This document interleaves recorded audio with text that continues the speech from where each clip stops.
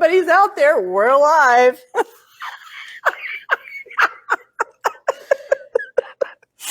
And we're having so much fun. Aren't we though? We are. We're just so much fun. It's me and Noelle. Who are you? Nicole, whatever. I'm Kelsey. I'm Levi. Yeah. Oh, Awesome. so today, what are we doing today? We're talking about Top 5 essential oils that I think every dog owner should have in their medicine cabinet. Yes, right. And before we get started, I just want to put a caveat out there because this is going on YouTube, and I know if anybody's watching live, we are not veterinarians or medical professionals of any kind. Right. But we can tell you that about experiences that we've had with our essential oils. But we do not claim that any of these have medicinal properties whatsoever. But we can tell you what we know. Mm-hmm. And we've done a lot of research as well. So yep, that's kind of where we're at with everything. Oh my goodness. Awesome job. All right. Yay. You want to do frankincense and then let's talk about frankincense. I put it out here now. I can't remember which one it is. It's this one. Frankincense. Frankincense is one of my favorites. Is it? It is. Frankincense is good for a plethora of things. It comes from a Boswellia serrata tree, right? Look at you and throwing big words around. It says so right there, Boswellia. Oh, that was the other thing. I'm like, damn, where'd that come from? That was the other thing we gotta say to everybody. Listen, we also only use doTerra oils on our dogs. Yes. We don't use anything else because we know that they're 100% pure. Right. So and tested and all that good stuff. And if you buy, we do not recommend on any level buying anything in the grocery store or at whatever, if you're basically buying it over the counter, then you can consider the oil adulterated. Mm-hmm. There's a big word. There's a big word. Oh my God. And most likely has synthetic properties if it's not entirely made out of. A lot of them are entirely synthetic, and they have a little bit of scent in there that just is like, so yeah. So do not use anything but pure. If you have a question about whether or not the oil that you are using is pure, then contact one of us and we will let you know. We know for a fact 100% that doTerra is certified, pure, tested, grade, CPTG, right? Yep. So back to frankincense, Boswellia serrata. Woo! Comes from a tree. It is, and I got my cheat sheet here that Noelle wrote. Thank you, Noelle, for writing me a cheat sheet because, well, I just want to say I use it for immune boosting. Immune boosting. Immunity. It boosts immunity. It is calming. It has so many things that it can treat, and I don't want to give them medical terms out there or say anything like that. But I will tell you right now, I've got Levi laying here in the floor, and I've been putting it on a sore on his leg, and it helps immensely. It helps with the skin. It helps with the little, no, don't lick that. Kelsey's right there. Get on that way. It's incredibly safe and well tolerated. So you can use it and not worry about overusing too much of it. I mean, you could basically take a bath in this stuff. It's not going to hurt you. It's not going to hurt your dog. Right. It's not going to hurt your dog if you just use it on them straight up. Now, if you blend it with coconut oil, which I have somewhere, it will go a little bit farther, but it is, you can use it straight up. So you can use it neat or straight up, however you want to say that. And basically, if you're going to give it orally, then you might want to work up to a maximum dose of 10 drops per 100 pounds. So if you've got a 50-pound dog, then you're using 5 drops. Okay. Yeah, and you can put it in their food. Whether or not they eat it, I don't know that mine would.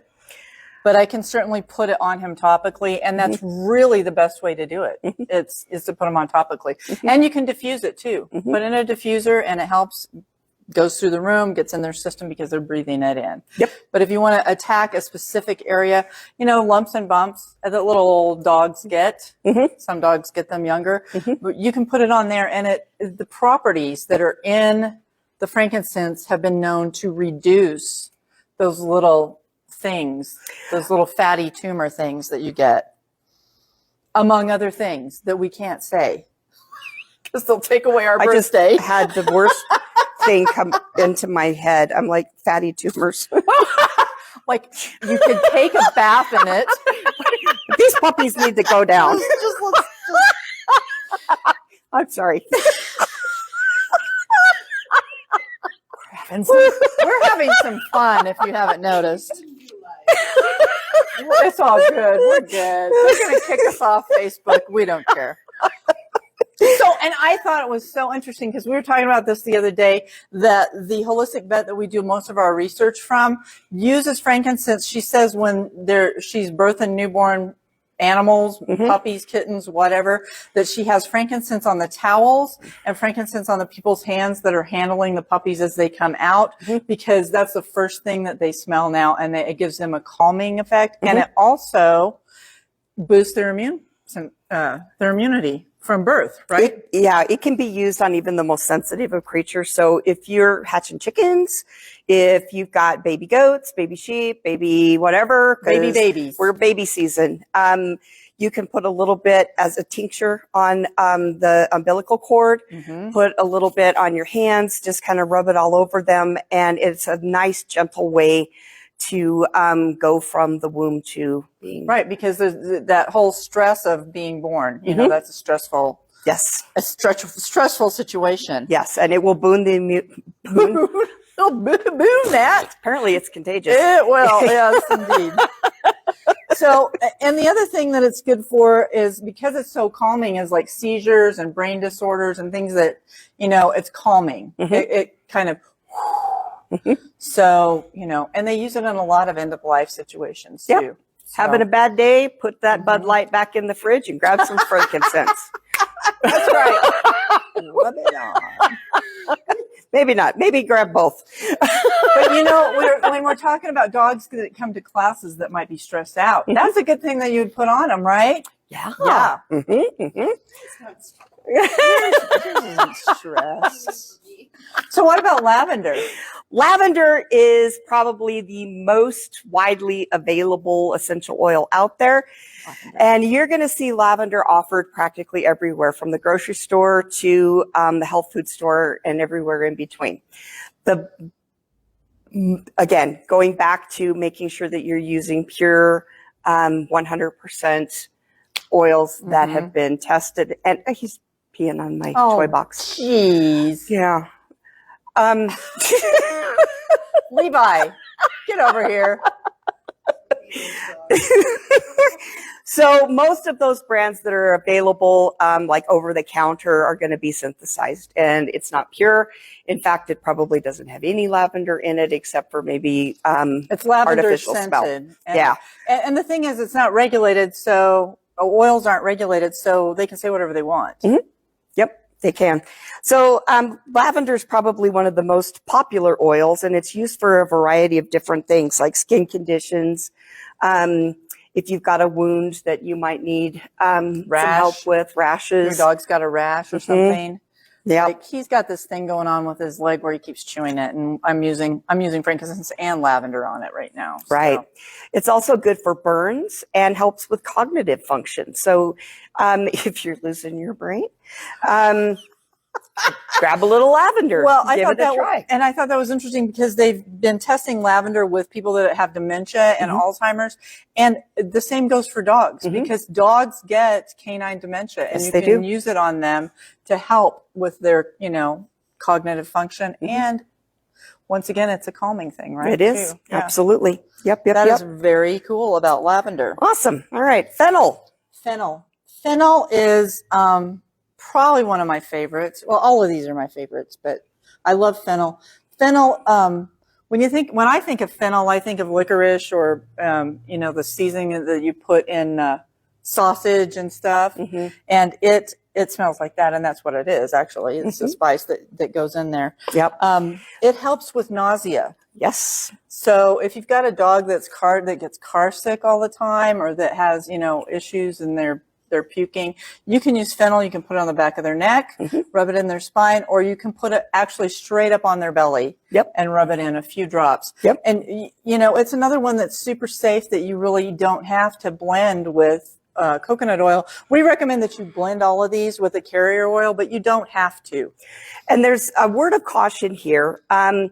There are some oils that, if they are a synthesized oil and you're using them on your pets, can be more dangerous than others. That's right. And Fennel is one of them. Yes, so it is. this is one of those where you want to be absolutely certain that your oil is 100% pure. Well, exactly, because it does have a precaution to not use it on dogs that have epileptic seizures. So that's one thing that you probably want to be synthesized version. Yeah, right. You want to be cautious of that a little bit. And always consult somebody that knows what they're talking about. Absolutely. Right? Yes. So it's great for regulating blood sugar. Urinary tract infections, like you said, upset tummies, that kind of thing. And also good for internal parasites. So instead of going down and getting a wormer from your veterinarian, try some Fennel. And you know what? I've put a few drops of Fennel in the dog's food from time to time when they've had an upset tummy. They like it. They like the taste of it, whereas a lot of the other oils they might not. Right. I don't know if it's that licorice type flavor or whatever, but I don't know. They like it a lot. They do. Now, you guys, you can use this orally, topically, or diffused. If you're going to do it orally, then you need to dilute 1 part Fennel to 10 parts of carrier oil. Typically, we use fractionated coconut oil. You can use jojoba oil, anything like that. And you're going to give 1 drop of that solution. That? Per 20 pounds of weight. Yes. That's fantastic. Yep. I love it. Good stuff. So the next one we're going to talk about is tea tree. So this is number 4 out of 5 if you're counting. Okay. So guys, if you're a Google researcher and you type in tea tree or melaleuca and also include the word dogs, you're going to see skull and crossbones. The first thing that comes up is, do not use this. It'll kill your dog. Right. And there's people out there that have said on posts actually and different things, you can't use tea tree on your dog. You're going to kill your dog. Don't advise that. Well, but the caveat being. Yes, it's a very over-the-counter. It's synthesized. When it's synthesized, it can be deadly. Yes. And so, yes, tea tree oil, when it's bought from over-the-counter, will probably kill your dog. Yep. Kill your cat. Or make cat. them very sick. Absolutely. Yeah. So that's one of the big things that we need to stress.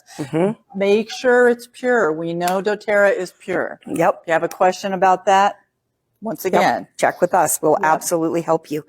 It's not recommended for oral ingestion. Okay. But you can use it topically and you can use it as a diffusion.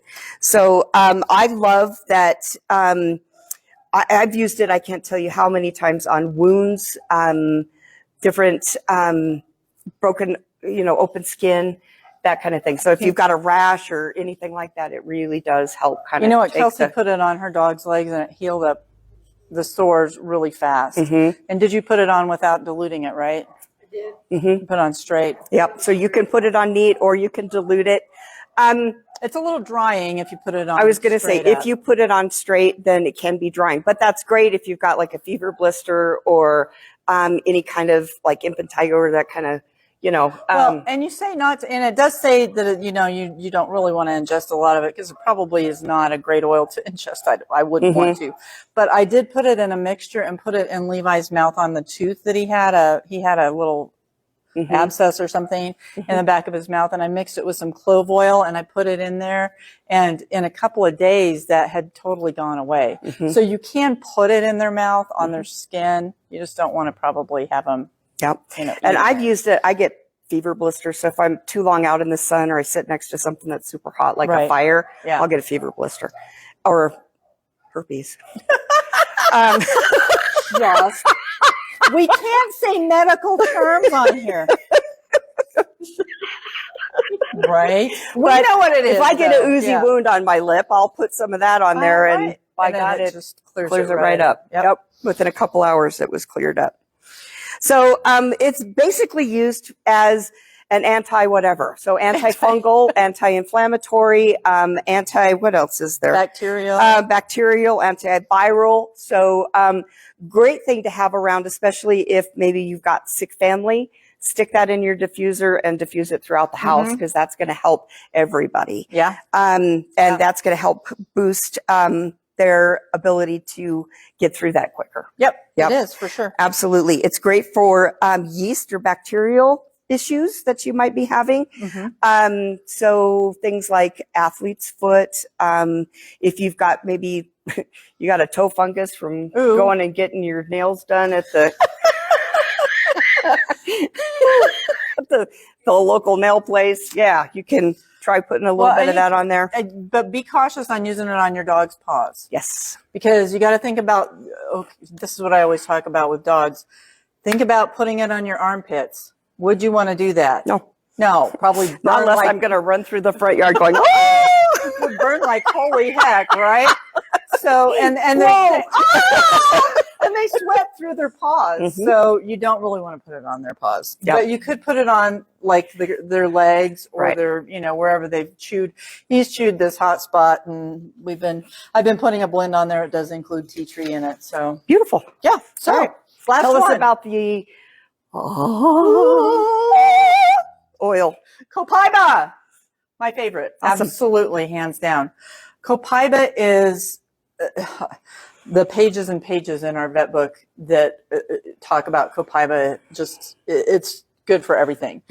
The reason we saved it for last is because Copaiba tends to magnify anything you put it with. So all of the things we talked about with these other 4 oils that they are good for, that you can use them for, if you add Copaiba to any of them or all of them at the same time, it magnifies the effects, like 10x. 10x is everything you put it with.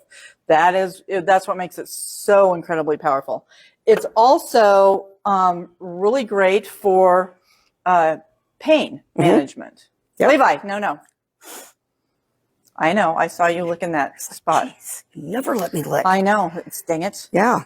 So it is, you can use it for, I've been using it on him to replace carprofen. Perfect. Because he's at least 11 years old. Carprofen is genetic Rimadyl. It is. So, which is an NSAID. Generic. I'm like, wait a minute. We knew what you meant. I'm so tired. It's what? Stay away from those technical terms. Stay away from that. Yeah. NSAIDs, right? Like ibuprofen. Like ibuprofen, and absolutely, and Aleve and all those. That's what carprofen is. Basically, whatever. It's that for dogs. It can ease the symptoms of any anti-inflammatory issues pain that you might be having. Any kind of pain. Ulcers, dental disease, and other things. So, So I put it on him all the time. Beautiful. He gets it every night. I put a little bit on the back of his neck and I rub it in, and I also put it on his leg where he's prone to be chewing on that thing. So beautiful. But it is my favorite. It is good for just about everything. And you know what? It's so mild. It doesn't have much scent to it at all. It doesn't have much taste to it at all. I could probably put a few drops in his food that would help, ease the pain overnight for arthritis and things like that. So if you guys want a copy of our cheat sheet, we'll post it so that you'll have it down below. It's got some good information, and I think it's always nice because I forget stuff. Obviously, we do. And so I'm like, wait a minute, what do I need that for? I know. Yeah. So by having it written and maybe stored where you keep your oils, then when you go there to use them, you can pull out your papers and see, okay, that's what this is for, and it'll help you. Well, and if you guys are interested, any of you that are watching this, if you're interested in getting doTerra, getting started with doTerra essential oils, please drop us a note. Drop it in the comments, send us a chat or whatever, and we can help you get started. Absolutely. So thanks for watching. Have a good day. Next time. Yeah. Lord.